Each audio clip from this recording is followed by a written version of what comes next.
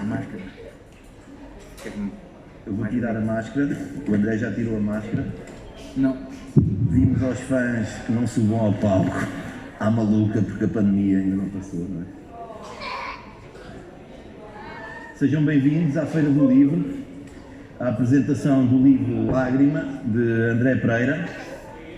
O André Pereira, eu estive a investigar, é guionista, escritor, faz stand-up, é dos Marrazes, que é uma das suas melhores características, segundo a malta dos Marrazes. Por acaso dá-me o prazer de ser meu amigo. Bom, André, tu nunca deves ter ouvido estas perguntas, porque estas perguntas foram estudadas a fundo. Tu és um rapaz de lágrima fácil, André? Hã? Olha, antes de mais, obrigado a toda a gente que veio. Para mim, uma plateia que tenha mais pessoas do que a minha mãe já é surpreendente para mim. Portanto, obrigado. Depois, obrigado à Feira do Livro, à FNAC, à Câmara, a toda a gente que veio. E estou aqui para falar do Lágrima, do livro que lancei agora, a reedição, em dezembro de 2020. Eu estou aqui para falar de generalidades. Sim. Mas basicamente a minha ideia não é para falar. O meu objetivo não é apenas falar, dar-vos a conhecer, é convencer-vos a comprar. Nós fizemos uma aposta, quer dizer, eu fiz uma aposta e eu acho que vamos vender 10 livros. André, o que é que tu achas? Qual era a tua expectativa para hoje? Tendo em conta que eu ofereci um a ti, não é? Estava 1,5. Esse vamos contar como meio. Esse é o meio? Sim, sim. E queria agradecer também a toda a gente por estar aqui e para me ajudar a divulgar e a falar sobre o Lágrima. Convidei um amigo, uma pessoa que é uma figura ilustre da cidade de Leiria, é um exímio profissional, intelectual. Como essa pessoa não aceitou, falei com o Graça e ele disse, ok, então eu aceito fazer isso. E o Graça de facto é um amigo, ele já nos conhecemos há alguns anos e falei com ele com antecedência de vida para ele poder ler com calma o livro de 300 páginas a semana passada. E ele já o leu, já fez uma análise crítica muito exaustiva e pormenorizada do livro. Sim, mas não vou tirar o prazer às pessoas, não vou contar o livro. O livro, eu consegui, quando tu conseguiste uma proeza, que foi pôr-me a ler um livro, eu não sabia que tinha 300 páginas, porque o design gráfico estava a cargo Da Sara. Sara Vieira. Não previa a numeração de páginas, o que eu não posso dizer estou na página 200 porque não há página 200, não é? Ok. Mas eu já reparei que estás a tentar escapar. Não, a última vez que lágrima choraste, fácil, não é? A última vez que choraste. A última vez que chorei talvez tenha sido ontem, se calhar. Quer dizer, eu sou de lágrima fácil, sim. A ver o ET, chorar. Não, foi... O golo do Éder, narrado pelo gajo da Antena 1. Não, foi ver... não foi ontem, foi no último jogo da seleção. A ver que Danilo estava a jogar, a ver que isso estava a acontecer. Mas eu acho que a verdade é que nós estamos aqui e isto é uma apresentação bastante informal. Se vocês quiserem fazer perguntas, por favor, façam, porque nós estamos muito nervosos aqui em palco. Não sabemos o que é que havemos de fazer. Sim, não sabemos o que é que havemos de fazer. E vamos estar aqui um bocadinho a conversar sobre o livro. O livro Lágrima, que é uma reedição de 2000, foi reeditado agora em 2020, no final do ano, com a minha amiga Sara Vieira Vasques, que é a ilustradora. E o livro foi lançado em 2015 e esgotou a primeira edição e pensámos em fazer a reedição do livro agora em 2020, numa altura espetacular para fazer a reedição. André, eu tinha aqui essa pergunta para ti, tendo em conta que a primeira edição esgotou, como é que tu escondes o dinheiro às finanças? Qual é a tua técnica para... Onde é que investes tamanha quantia? Como tu podes ver, eu sou uma pessoa que ostenta riqueza. É gastar? Sim, eu gasto muito dinheiro. Portanto, o que entra sai e é... Tranquilo. Não passa por... Pelo que eu tive a oportunidade de ler, na segunda edição da Lágrima, a catequese não correu lá muito bem. A tua relação com Deus não é grande pistola, para não? Não. Mas Deus fez-te mal? Eu fiz a catequese, fiz o crisma, fui padrinho do crisma do Pedro, está ali. Fui padrinho de crisma. Tu fizeste algum... Não fizeste nenhum sacramento? Acho que fui batizado, não sei se isso é... Conta. Mas não escolhi. Ninguém escolhe. Eu já ouvi dizer que há malta que é batizado com 20 anos. Sim. Mas eu não fiz todos os sacramentos, nem vou fazer, porque não acreditando não vou fazer, mas O casamento é um dos sacramentos, não é? É. Já fizeste então? Já, mas eu percebo que não vais fazer porque ninguém está para te aturar, não é? Não sei, nem com olhos azuis. Como é que é possível uma pessoa com olhos azuis ainda não conseguir? Não vingar, não é? Mas a tua relação com Deus, acreditas, não acreditas? No livro não parece. Mas eu enquanto pessoa, que sou sempre eu enquanto pessoa, não é? Acho que não acredito, mas uma coisa é eu enquanto pessoa, outra coisa é a história que eu estou a contar.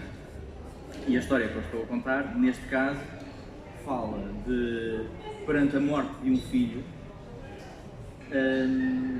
a mãe chora, como qualquer mãe deve chorar a morte de um filho, e o pai ri. E perante essa incongruência de sentimentos, ou perante esse acontecimento que é talvez o acontecimento mais doloroso na humanidade. Agora isto baixou um bocado, não foi? Foi um bocado... Mas eu tenho filhos e estou contigo nisso. Deve ser das coisas mais dolorosas que podem acontecer. Então, perante isso, as personagens tinham de, claro, entrar em conflito com alguma coisa. E essa alguma coisa, para as duas personagens principais, era a religião, era Deus, era, de um lado, Clara, é a mãe de Tomás. Tomás é o filho que morre. Mulher da Leste, assim não. É? O Tomás é o filho que morre, a Clara é a mãe, Afonso é o pai, Clara chora e faz o processo habitual do luto de uma mãe que chora a morte de um filho. E Afonso faz o processo idêntico, mas paralelo, oposto, diametralmente oposto, de tentar procurar, em vez de procurar um refúgio em Deus e em vez de procurar alegria, ele está feliz e vai procurar o tal choro, a tal lágrima. É esse o percurso do livro, o processo do livro, duas histórias paralelas, diametralmente opostas, Clara à procura da felicidade, Afonso à procura da tristeza. E é isso que vai acontecendo ao longo da história. Isso pressupõe que há uma maneira correta para lidar com certos acontecimentos, é? Não sei, eu acho que não há nenhuma maneira correta de lidar com nada. Acho que cada um tem a sua maneira de lidar com determinados eventos. É o chamado de cada um aguenta-se como pode. Exato. E a morte de um filho, de onde é que vem? Estavas com uma depressão, não é? Um tema animado, a morte de um filho. O que é que se passa contigo, André? Devo ficar preocupado? Eu a seguir tenho que pagar 60 euros, como faço com o meu psicólogo, para estar... Finalmente cheguei à carreira que sempre ambicionei. Não, a ideia foi... A minha base de escrita é uma base humorística. Escrevi para televisão, para rádio, para teatro, muito na base do humor. E eu pensei, quando decidi escrever um romance mais... que pouco tem de humorístico, pensei em pegar naquilo que deveria ser a coisa que menos graça tem.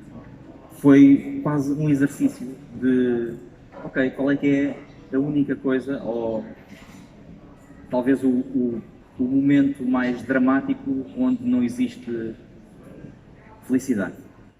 E eu fui pegar ali. Tu gostas desses temas, porque eu lembro de ver um stand-up teu e versava sobre o cancro, se não me engano, ou era muito... Sim, eu sou uma pessoa muito otimista, muito feliz com animados. Sim. Diz-me uma coisa, imagina que tu gostavas de trabalhar, não é? Imagina que gostavas de trabalhar. O que é que serias se não fosses escritor? Percebeste eu a chamar-te calão do artista, não é? O escritor, vem cá, olha para a janela. Fotojornalista também não podia ser, que também está na onda do escritor que não trabalha, não é? É verdade. Mas eu assumo, atenção. Não sei, eu na verdade, eu tirei o curso de Comunicação Social, trabalhei como jornalista, mas inicialmente até fui para Direito, mas depois pensei que aquilo, e vi que de facto aquilo era matemática com letras, então afastei-me completamente. E fui para Comunicação Social porque pensava que era como se veio a tornar real, que era o sítio onde eu aprendia mais coisas sobre mais assuntos. E se eu não fosse escritor, que eu não sei se sou escritor, eu escrevo, quando eu estou a escrever acho que sou escritor, mas não sei se é essa a minha profissão. Mas... É aquele momento de pedir a aprovação do público. Sim. Não, tu és escritor, exato. André. Acredita, André. Sim. Vamos ver se há alguém que não. Não está ninguém. Mas eu gostava de ter tirado... Neste momento está a tua mãe a pensar, porquê é que não seguiste direito? Exato. Gostava de ter tirado Psicologia, gostava de ter tirado História e seria mais um desempregado.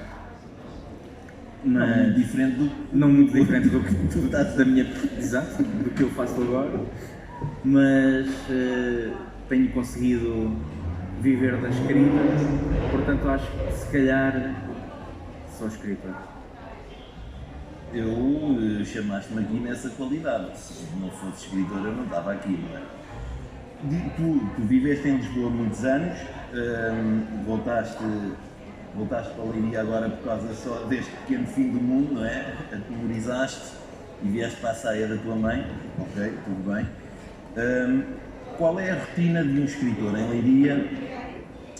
Ou Leiria é propensa à literatura? Tem material? O que é que tens achado da tua vivência por cá? Eu estive 10 anos em Lisboa e voltei agora, este ano 2020, para Leiria. E acho que durante o ano 2020 trabalhei tanto ou mais como escritor, comparando com 2019 e 2018 em Lisboa. Aqui em Leiria encontrei pessoas que estão disponíveis para ouvir, como estas pessoas que estão aqui sentadas à nossa frente. Pessoas que, apesar de serem 99% da minha família. Mas pronto, já não é mal. Sim, há malta que nem a família faz. Não, exato. Mas, por exemplo, o meu pai e a minha mãe compraram 0 livros. Estás a ver? Podiam ter comprado 2. É hoje. Acho que compraram algum. Não. Mas também não vou comprar aqui, tem desconto. Comprou um crédito. E o que eu encontrei em Leiria foi uma proximidade com as pessoas e senti-me muito mais. Eu, para além deste projeto para além deste livro, também tenho um projeto de escrita de retratos e de cartas que se chama O que Te Quero Dizer. Amanhã e domingo vou estar a escrever retratos aqui na Feira do Livro, e com esse projeto consegui chegar muito perto de muitas pessoas que em Lisboa não conseguia chegar, e tenho feito muito esse trabalho de escrita, não só do livro, também este projeto que se chama O que Te Quero Dizer, de retratos e de cartas, e tem corrido bastante bem e tenho tido bastante trabalho. Estás a gostar? Tá. Sim, estou a gostar. E tu? Conta-me, sim. Nunca vivi em Lisboa. Lisboa não está pronta para mim. Mas vives Os Capuchos é o mais perto de Lisboa que há em Leiria, um bairro burguês. É o que eu sou. Bom, o que é que eu te ia perguntar? Ia-te perguntar uma coisa inteligente e tu distraíste, mas não te preocupes que eu vou... Outra coisa um bocadinho menos inteligente. Não sei se fui eu, mas há uma busca pela felicidade, ou parece-me a mim, neste livro Lágrima, ou a felicidade, a procura, é um tom recorrente. Tu não achas que se sobrevaloriza a felicidade? Nós não vamos conseguir ser felizes, meu. Não sei, tu consegues? Eu não estava à espera de perguntas tão Esotéricas, sim. Eu sei. Isso é um preconceito, que é achar que as pessoas bonitas não fazem perguntas inteligentes.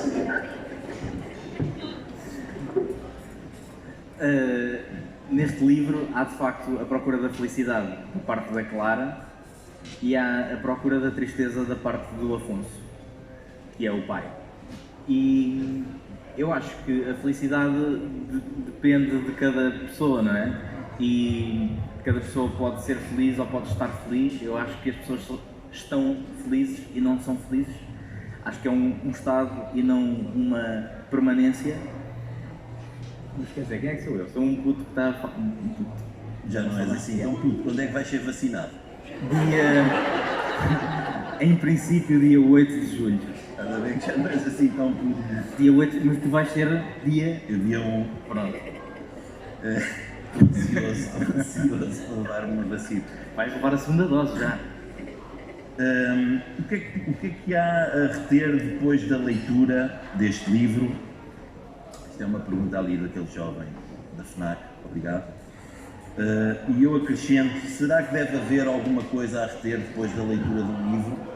O livro deve ser mais companhia / entretenimento ou deve deixar um lastro num sentido qualquer? Eu quando escrevi o livro, escrevi com o único objetivo, por muito egoísta que possa parecer, de me agradar. Eu, se fosse uma pessoa que encontrasse este livro e o folheasse, gostaria de o comprar. Se fosse essa pessoa, eu queria ser essa pessoa, que ao encontrar este livro, folheasse o livro e o compraria. Portanto, o único objetivo para mim é escrever e agradar-me a mim. Claro que espero agradar a mais gente, e espero chegar a mais pessoas, e espero que as pessoas gostem, mas eu não tenho nenhuma perspectiva de deixar marca ou deixar legado. Eu daqui por pouco tempo, quer dizer, desapareço e pronto, e acabou. E o livro fica aqui e eu não sentirei nada sobre... À partida não, estás morto. Exato, à partida não sentirei nada, não sentirei nenhuma... O Da Vinci ou o Shakespeare não devem estar... Sim senhor, ainda bem, estes gajos falam de nós. Deixei aqui uma bela obra. Deixei aqui uma bela obra. Portanto, mas só uma coisa em relação ao livro, que o livro, nesta segunda edição, eu falei com a Sara, que é ilustradora, designer, que é aqui da região de Leiria, e a ideia foi dar alguma ilustração gráfica à história. A história, a primeira edição, era mero texto, e agora com a ilustração gráfica, a composição gráfica da Sara, vai acompanhando de certa forma e colocando o leitor a brincar com o livro. Ainda agora me estavas a dizer que surgiu, estavas uma dúvida em algumas páginas, e a ideia é mesmo essa. A primeira página do livro, quando vocês todos forem comprar ali à FNAC, vão ver que a primeira página está virada ao contrário. Não vou fazer nenhum spoiler, é a primeira página. A primeira página está virada ao contrário e diz qualquer coisa como: fim de abril, manhã cedo, Afonso dá entrada no consultório com sintomas de absolutamente nada. Um pormenor: o seu filho morreu ontem. Este é o primeiro parágrafo, o primeiro capítulo do Lágrima. E a ideia, ao colocar a página ao contrário, é mesmo transmitir aquilo que Afonso sentiu, foi o mundo ao contrário, e dar a ideia de que, olha, este está a sentir as coisas de forma completamente diferente do suposto. E com o decorrer do livro isso vai acontecendo com brincadeiras gráficas, brincadeiras não no sentido pejorativo, mas no sentido... Não há nenhum sentido pejorativo em brincadeiras, eu acho. Para mim não. Está a ficar velho. Tendo um bocado em relação a isso também, tendo em conta que o mercado livreiro é uma selvageria, devem-se publicar 20 livros por dia, só em Portugal. Não sei se foi essa a intenção, esse jogo gráfico, se foi tornar o livro mais atrativo, mas o que eu te pergunto é: como é que um gajo sobrevive no meio do caos e da imensa informação e redes sociais? Como é que um gajo sobressai? Publicando, não é? Sendo escritor, como é que... Eu não sou só um gajo, sou... Como? Não sei. Essa clarividência... Não sei. Não, eu acho que as redes sociais são quase como se fosse um palco perante os outros. São constantemente um palco. Nós, enquanto utilizadores das redes sociais, somos o público e somos o palco. Somos os atores que estão no palco. E eu acho que cada vez mais o palco e os atores são iguais uns aos outros. E há influencers que são todos iguais, e há escritores que são todos iguais, e as pessoas são todas iguais. E o clichê de as redes sociais não transmitem a realidade é muito bonito e de facto é verdade. E mesmo assim, eu quando coloco alguma coisa, quando eu escrevo alguma coisa que muitas vezes a minha mãe me diz não devias escrever isto, eu acho que devia escrever porque estou a transmitir a realidade e eu acho que é isso que, de certa forma, o que é um bocadinho incongruente porque é a realidade que choca. Ou quando eu escrevo, estavas a brincar com a depressão, mas eu já tive depressão, sofro quase como toda a gente ou como a maior parte das pessoas de ansiedade e eu escrevo sobre isso e tenho medos e estou aqui cheio de medo que as pessoas estejam a achar isto uma seca e tenho aquele medo de aprovação, aquela necessidade de aprovação e vou dizer que não sou escritor, que é para depois as pessoas me dizerem és escritor, és, estás a ver? Estou cheio de medo a fazer isto e eu acho que as pessoas nas redes sociais... Está a ficar mais caro, André. A consulta já não são 60 paus, André. Nas redes sociais isso não acontece e quando acontece transmite originalidade e eu acho que é a originalidade que acaba por aproximar todas as pessoas. Quase que mereceu. Obrigado.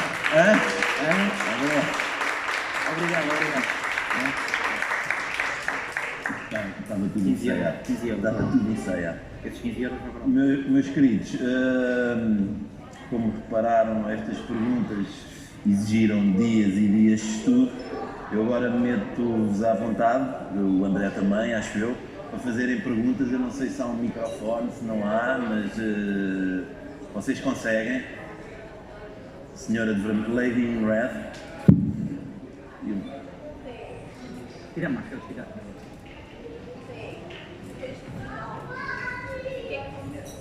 Depois do final, o que é que acontece? Depois do final depois de terminar o livro. Entre eles os dois. Bem. Vais ter que comprar o segundo.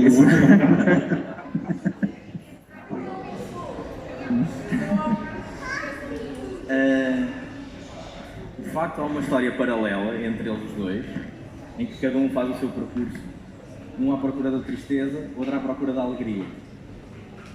E, eventualmente, eu não vou revelar, eles vão ter alguns encontros e, no final, eu vou estar a dizer o que é que vai acontecer, mas eu acho que as coisas... Eu posso dizer que há um Amilcar. Eu cheguei à parte do Amilcar. Há um Amilcar. Mas eu gosto de deixar as coisas em aberto. Portanto, não gosto muito de terminar com fim, né? Aliás, a palavra fim aparece 23 vezes no livro e a primeira vez que aparece é no primeiro parágrafo e é a primeira palavra do livro. Tu andas com muito tempo livre, não é? Eu um dia, quando for estudado na escola, este gajo, tal como Camões, inveja, a última palavra dos Lusíadas. Era um sinal. Sim, a primeira palavra é... Acho que é isso. Pois é que ninguém pode contrapor, não? Eu não sei se inveja é a última palavra dos Lusíadas. Garantes mesmo ou disseste isso assim... Disse com convicção, portanto. Continuamos com... Mas obrigado, Débora. A mãe, Sim, pelo menos... Olá.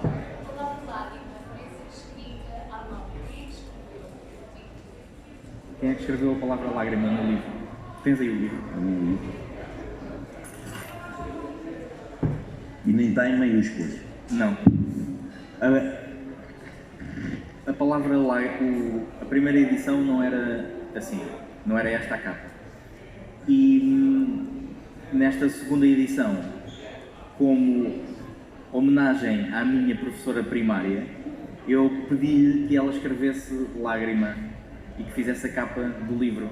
Ou seja, eu pedi à minha professora primária para ela escrever a palavra lágrima, que já não está com aquela letra da primária que me habituou há 30 anos. Aquela pergunta foi encomendada. Foi. Ela sabia, não sabia. E foi uma forma de colocar, de fazer um agradecimento à minha professora primária, à professora Madalena dos Marrazes.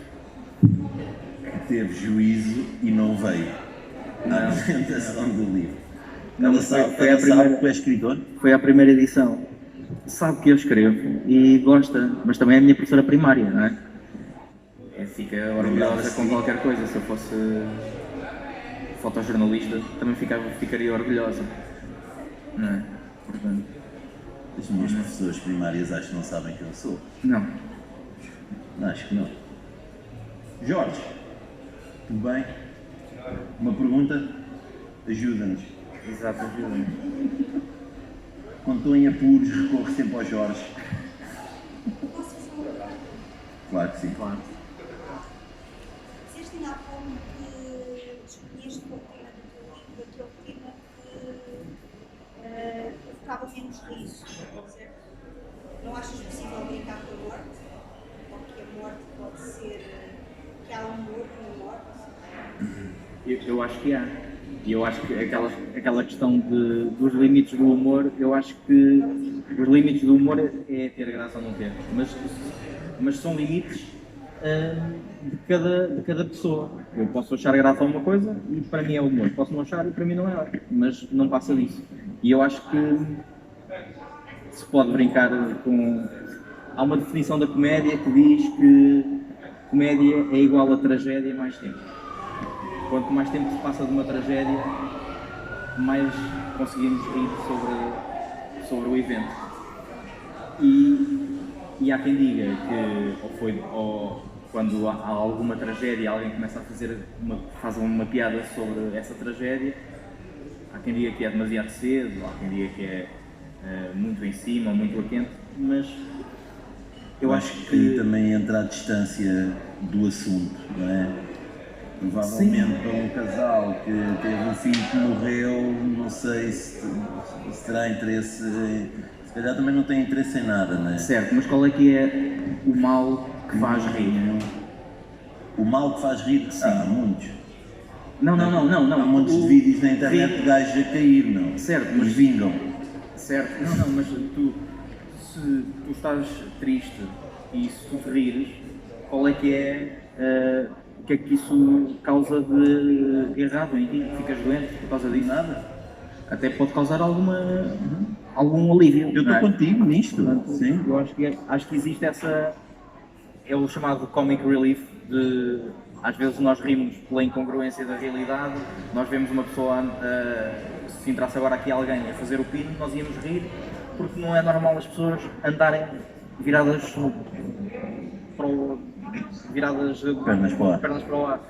Portanto, há essa teoria, há a teoria de que nós estamos a libertar alguns traumas ou alguns sofrimentos que possamos ter e rimos por causa disso. Mas eu acho que não há nenhum problema em rir. É mais ou menos como as ofensas, que é... qualquer pessoa, para mim, uma ofensa depende de pessoa para pessoa. Se tu fores falar do Sporting, não me vai ofender. Se fores falar do Benfica, também não me vai ofender, na verdade. Atenção que é um bom ano para eu falar sobre o Sporting. Exato. Posso falar, se quiseres. Acho que se pode falar de tudo, acho que não há limites. E acho que... E a minha ideia ao pegar neste tema tão dramático era mesmo essa, que era pegar num momento em que de uma forma mais padrão não existe riso, ou um riso, não é não existir riso, é não existir felicidade, porque há muitos casos de risos, de gargalhadas em funerais, isso é um clássico, mas felicidade não existe, mas existe, e eu tentei pegar, ok, então, e se isto fosse de outra forma? E eu acho que é muito a minha visão de trabalhar as coisas, quer na minha formação de escrita para o humor, que é sempre virar as coisas ao contrário, o tal what if, e se isto fosse de outra forma, e tentei pegar nessa questão de virar as coisas ao contrário. Eu gosto muito do José Saramago e ele tem um livro em que via, aliás, quase todos os livros dele, as primeiras frases, os primeiros parágrafos, invertem a ordem natural das coisas. Ele tem um livro que é o meu preferido, que é As Intermitências da Morte. Vou falar da morte outra vez. E a primeira frase é: no dia seguinte ninguém morreu. E é mesmo inverter. É dar um murro no estômago do leitor e obrigá-lo a ler. Tal como o Gabriel Garcia Marques, no 100 anos de solidão, tem aquela frase de estavam todos diante do pelotão de fuzilamento. É algo que nos faz abrir os olhos e pensar, ok, isto é diferente daquilo que eu estava à espera. E são truques, ou pelo menos observações que eu gosto de ter. Mas partilhas, portanto, a ideia que a realidade é a melhor ficção que existe, pelo menos que se inventou até agora. Sim, e até há quem diga que todos os heterónimos do Fernando Pessoa não foram criados por ele, mas eram pessoas que ele ia vendo e que ia falando com elas e ia escrevendo sobre aquilo que conhecia. Pode ser, pode não ser, eu acho que a realidade é... E isto também é a realidade, há pessoas que ficam felizes com tragédias, há pessoas que sentem o que não deveria, o que não é suposto sentir. Há um twist no filho deles, não vamos dizer, ou pelo menos eu não vou dizer, mas há um extra no filho deles. O facto de ele ser deficiente. Não, mas é logo no início. Ser deficiente com uma doença terminal e então... Não é com uma doença terminal, mas é com pouca esperança de vida e isso acontece, mas quer dizer, é a morte de uma pessoa, quer ele tivesse isso, quer não tivesse essa doença. Isso, Jorge, pergunta-me, sei lá, como é que eu estou? Estou bem.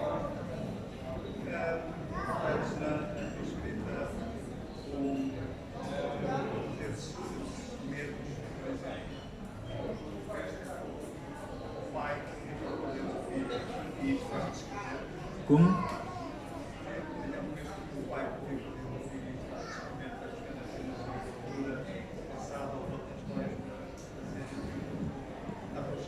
Eu acho que escrevemos sempre sobre aquilo que conhecemos, ou pelo menos eu escrevo. Felizmente, não tive nenhum filho que eu tenha conhecido. Eu não tive nenhum filho, esquece. Mas essa realidade não é uma realidade. Não é uma realidade diretamente próxima comigo. Já aconteceu a familiares meus, tive um primo que faleceu e eu talvez tenha ido buscar aí algumas coisas. Mas o meu ponto de partida é sempre ir buscar coisas sobre as quais não se podem falar ou sobre as quais há tabu a falar e depois escrever sobre elas. Claro que escrevemos sempre sobre aquilo que conhecemos ou sobre aquilo que julgamos conhecer. Para mim é muito fácil escrever, não é muito fácil, mas é-me natural escrever sobre alguns temas e sobre outros não me é nada natural, é muito difícil escrever. Eu, por exemplo, como jornalista, já não sou, quando eu trabalhava como jornalista, era muito difícil fazer uma notícia, escrever uma notícia, o livro, quem, o quê, como, onde. Fazer isso era muito difícil para mim, eu sofria mesmo a escrever essa notícia que poderia demorar 5 minutos, mas demorava 1 hora a escrever. Mas se me pedires para escrever, se calhar, um livro de 200 páginas, pedes-me hoje e eu daqui a uma semana entrego-te, porque se calhar vou escrever sobre aquilo que eu conheço, ou sobre aquilo que é mais natural, ou que me é mais conhecido, e é mais fácil para mim, de certa forma, mas...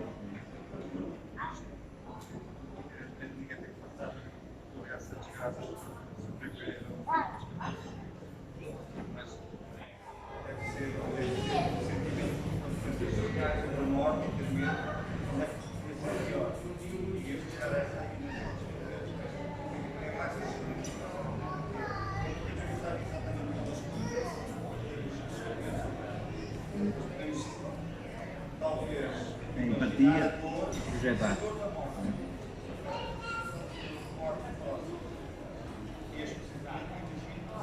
Exato. Sim.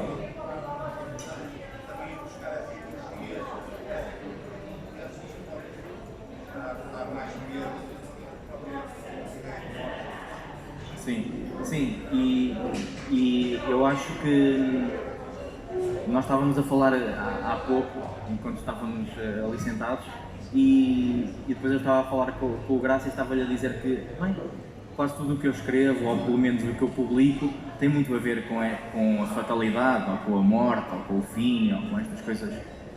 Porque não é necessariamente por eu ter vivido isso ou por eu projetar isso, mas eu acho que é mais pelo facto de estar muito longe, mas muito perto, simultaneamente, do seu oposto, que é do riso. E eu tento sempre jogar essas duas coisas. E quando o Graça estava a dizer que eu, um dos solos de stand-up que eu fiz, falava também sobre a morte, porque eu acho que andam ali de mão dada, a morte e o riso, não é a morte e o riso, mas é o choro e o riso. Eu sei que isto é um clichê, há uma história muito conhecida havia o homem mais triste do mundo morava em Paris. E ele era o homem mais triste do mundo, ele não conseguia nenhum momento de felicidade. Tentou tudo, tentou humor, tentou comprimidos, tentou terapia, tentou tudo que pudesse fazê-lo feliz. Até que lhe aconselharam a ir a um psicólogo. Disseram, pá, vai lá com o psicólogo que é o melhor que existe aqui em França, vai lá ter com ele e ele trata de ti. O psicólogo esteve com ele durante muito, muito tempo. Eu não sei o que é que lhe é de fazer mais. Não sei o que é de fazer mais, já tomou comprimido, já fizemos todas as terapêuticas. Olha, este fim de semana vai estar aqui um palhaço, vai estar ali o palhaço Toto, ele vai estar um fim de semana aqui, ele é o palhaço que faz toda a gente rir, não há ninguém aqui, não há ninguém no mundo que não ria depois de ver um espetáculo, vá lá ver o espetáculo. E ele, eu sei, sou eu o palhaço. E eu acho que isso acontece.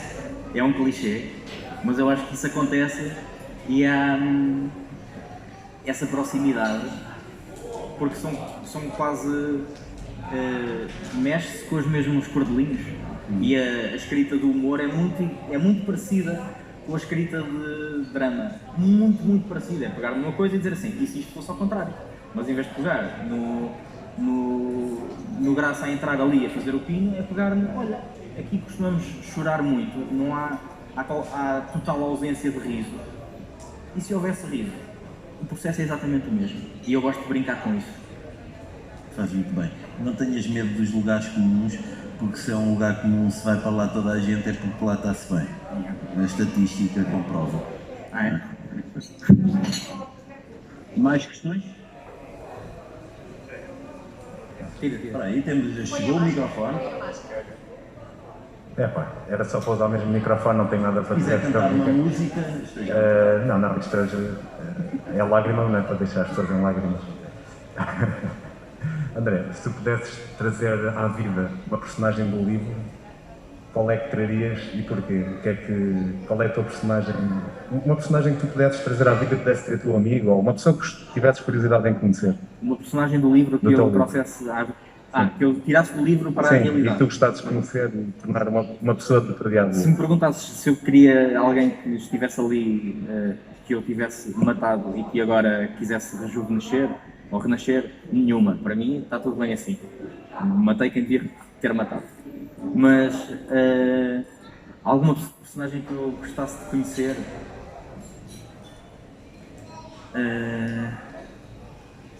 há algumas personagens deste livro que são baseadas em pessoas que eu conheço e que conheci, portanto muitas delas existem e existiam na altura da escrita e continuam a existir. Agora, se eu gostasse de conhecer eu talvez gostasse de conhecer um senhor que está no livro, que é o Sr. Soares, que é um senhor que não consegue sair de casa sem o seu guarda-chuva. E eu estou a dizer isto para fazer uma ponte, porque na verdade é a pessoa que eu gostava de conhecer e que me entusiasmou tanto a escrevê-lo que eu já estou a terminar um livro sobre ele. Sobre essa personagem que está ali. É um senhor que não consegue sair de casa sem o seu guarda-chuva. É ponto para o segundo livro que vem aí. Sim. Quer adiantar alguma coisa sobre esse segundo romance ou não pode? A editora não deixa? A editora neste momento sou eu.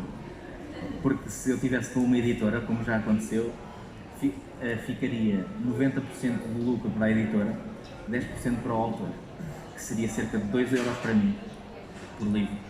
E então eu pensei, se calhar não, se calhar vou fazer isto sozinho e faço com o título que eu quiser, não ponho lombada. Este livro está completamente diferente de todos os livros.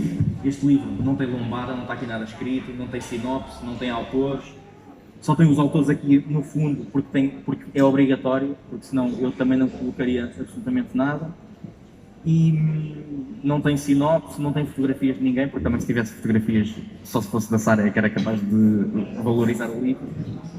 E, portanto, a não ser que haja alguma editora interessada em fazer alguma proposta para comprar o livro. Vamos tratar disso, não te preocupes. André, este momento agora em que tu falaste da fotografia da Sara, era também para fazer o puxar elogio. Não, André, a tua fotografia também valorizava o livro. Era. André. Era. Mas isso foi elogio, ou não? Ok. Sim. Não, mas de facto a Sara... A Sara é aquela menina? O quê? A Sara é aquela menina? Não. A Sara, ela é daqui de Leiria, está em Paris, França, a trabalhar nas galerias Lafayette. E ela foi muito importante na composição do livro, porque a ideia era mesmo transformar isto não num livro, mas num objeto estético, um objeto artístico, digamos assim. E acho que consegui... Uma instalação. Instalação, exato. Eu estava à procura da palavra. Uma instalação artística. E acho que conseguimos e estamos muito contentes com isso. E é isso.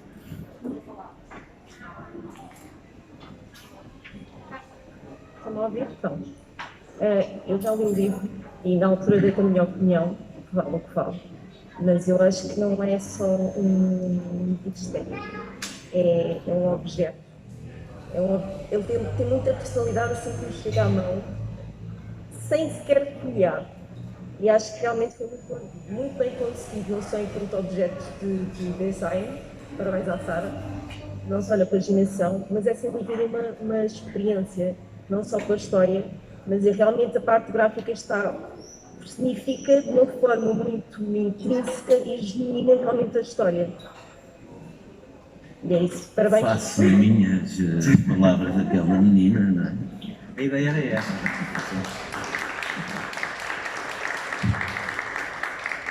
Obrigado. Sim, a ideia era essa. A ideia era... O Graça estava a dizer que não sabia em que página ia, porque de facto o livro não tem páginas, não tem número de páginas, porque a ideia é sentirmos na pele de Afonso, que não sabe onde é que está. E então ele não sabe onde é que está, não tem número de páginas. Há aqui muitas coisas que acontecem, há coisas que vocês vão ler e vão andar à procura, porque Afonso ou Clara ou qualquer outro personagem também estão a fazer isso. Vai haver alturas em que vocês vão querer limpar as coisas, porque de facto há um personagem que está a limpar algumas coisas. E a ideia era quase fazer um daqueles livros infantis em que tu abres e depois sai um castelo e tu brincas, mas só que ficava mais caro. duas dimensões. Exato. Agora temos ali uma pergunta, temos uma pergunta, não vai levar a mal, temos uma pergunta da Ministra da Saúde. Eu vou assumir que é um elogio. É um elogio. Falar na Ministra da Saúde e como ela é loira como eu, quando eu comprei o livro ao André, portanto eu não vou fazer parte dos 10 da venda de hoje, eu tive uma reação doida. Portanto, eu contactei logo o André e disse: André, o teu livro, há aqui páginas que estão desfocadas. Eu fiz a mesma figura hoje. Obrigada. Eu não é loira, mas já estou um bocadinho mais descansada. Eu deixava aqui só um apontamento para daqui a um ano, para a tua vida daqui a um ano, para o teu próximo livro, seja o Senhor do Guarda-Chuva ou outro, e investires exatamente num livro que seja uma peça de decoração para casa.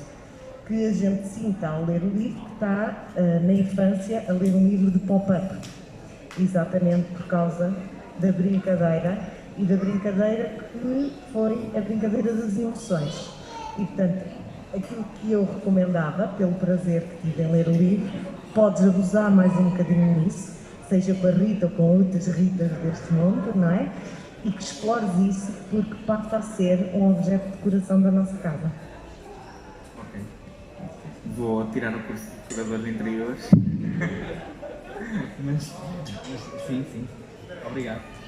André, já aqui mencionaste alguns escritores, não sei se foram influências ou inspiração ou não, mas não mencionaste nenhum humor. Tinha curiosidade em saber quais são os teus humoristas portugueses ou estrangeiros. Quais são?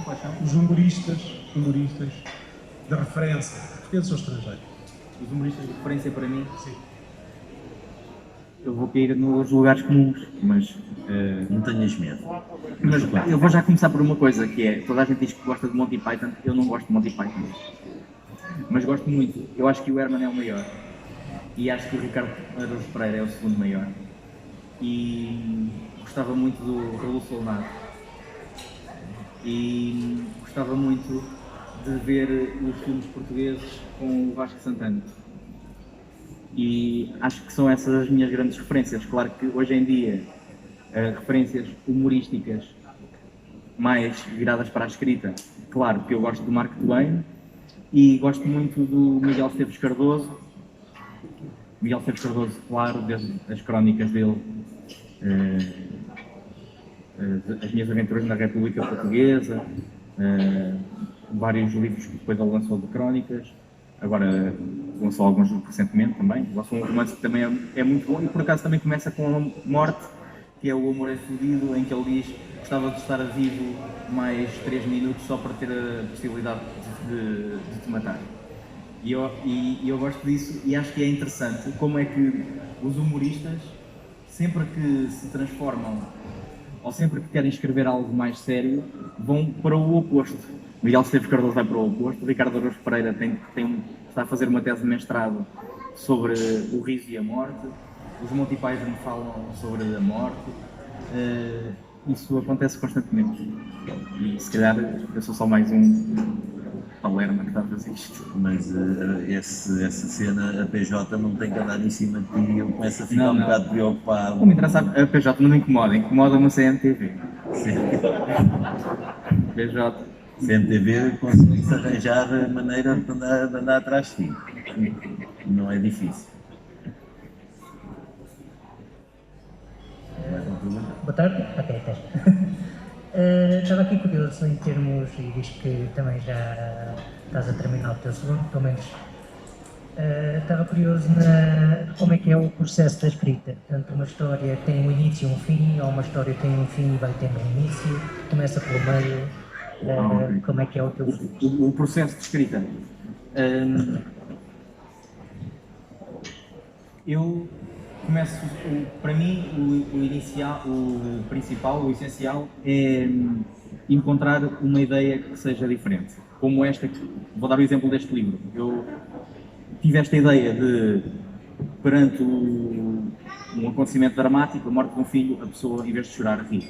Tive esta ideia num curso que estava a tirar, curiosamente com o João Torto, que vem cá amanhã ou no domingo.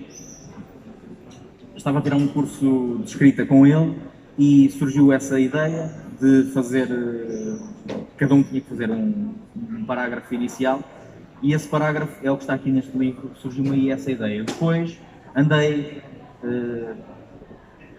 4 ou 5 anos a pensar como é que eu vou pôr isto num livro, como é que eu vou escrever isto, como é que eu vou pegar nesta história, neste início e transpor para uma história com princípio, meio e fim.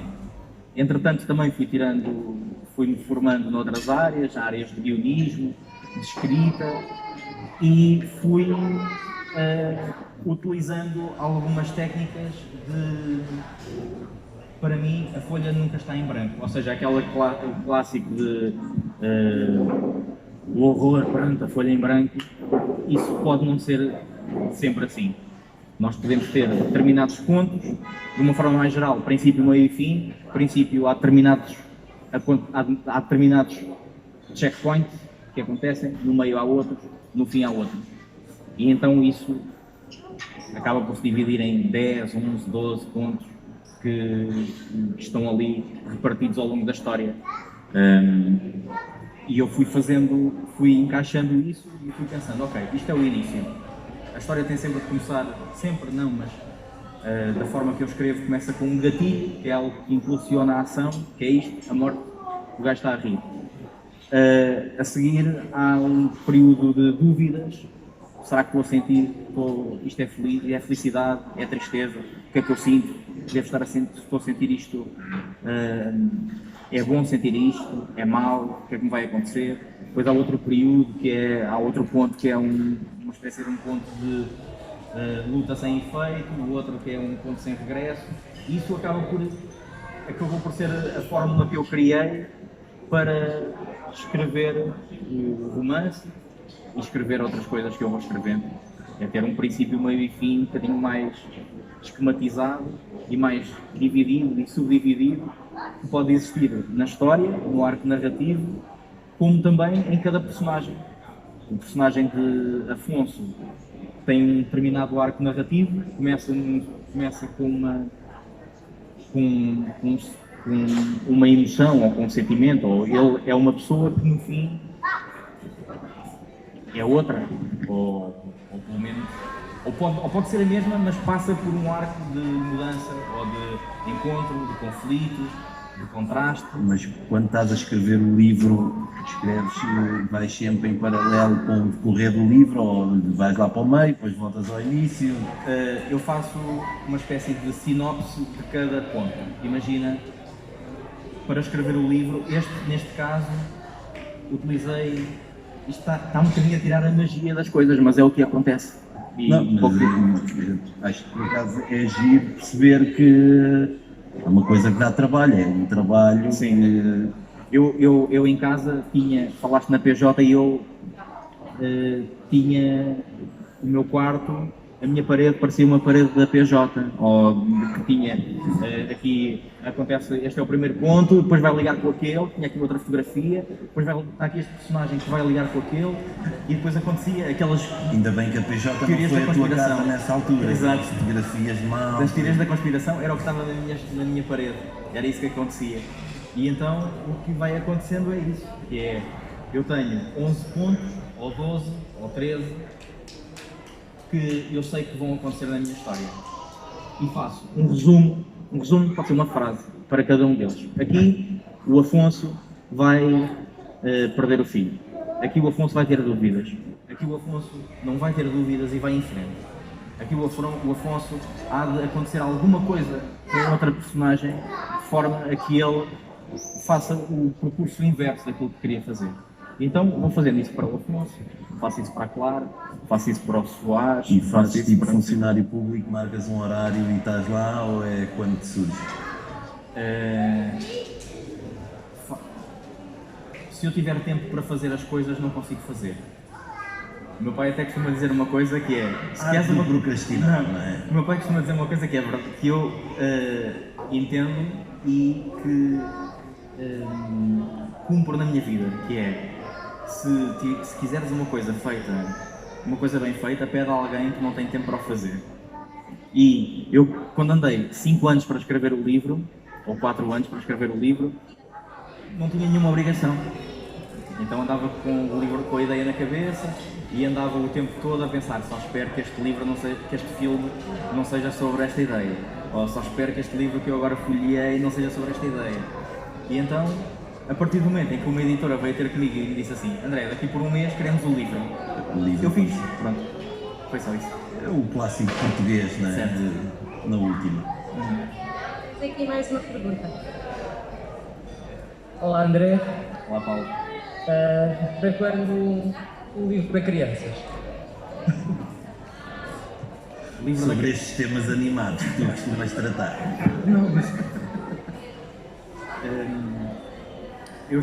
Já terminei de escrever um livro infantil que vai ser lançado este ano, no final do ano. Está agora na ilustração e é sobre um menino que não consegue sonhar. E não sei se é bem um livro infantil ou se é um livro escrito para crianças ou se é escrito para adultos. Também não quero engavetar as coisas, não sei muito bem. Não é essa a minha função, isso é a função de quem vende. O meu trabalho é escrever, não é vender. Portanto, é um livro infantil escrito com uma perspectiva mais infantil. É um livro infantil escrito para adultos. Não li, não sei. Pode ser. Um livro para adultos escrito de forma infantil. Isso seria mais perigoso. Seria mais perigoso um livro. Mas é mais para aí? Não. Mas, por exemplo, o Lolita, do Nabokov, é um livro de adultos. É um livro de adultos, sim. Que tem malta infantil. Exato, sim, tem malta infantil. Exato. Mais perguntas? Acho que está. Pronto. Acho que cumprimos. Sim. Obrigado. Meus queridos, temos que vender 10 livros. Pelo menos os teus pais. Não? Exato. Obrigado por terem vindo, por terem ficado aqui.